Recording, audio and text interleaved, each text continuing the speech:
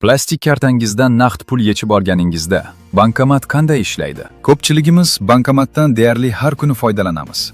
Naqd pul yechamiz, balansni tekshiramiz, to'lov qilamiz. Lekin u qanday ishlashi haqida hech o'ylab ko'rganmisiz?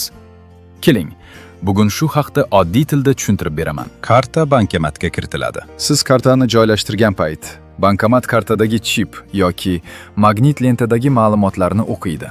Bu orqali karta qaysi bankka tegishli, amal qilish muddati, karta turi aniqlanadi. Karta bankomatga joylashtirilgach, PIN kod kiritiladi. Bankomat PIN kodni shifrlangan holatda bank tizimiga yuboradi.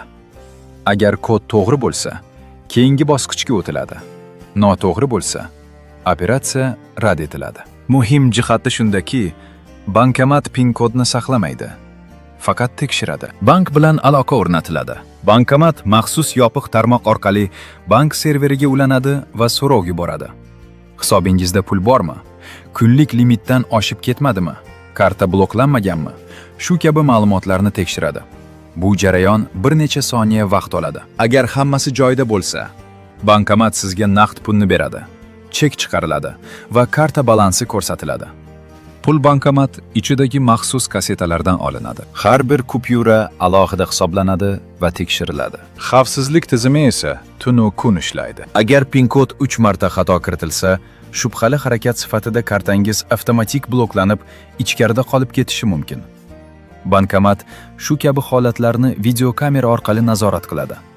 Shu sababli bankomat xato qildi deb o'ylaganingizda, ko'pincha u sizni himoya qilayotgan bo'ladi.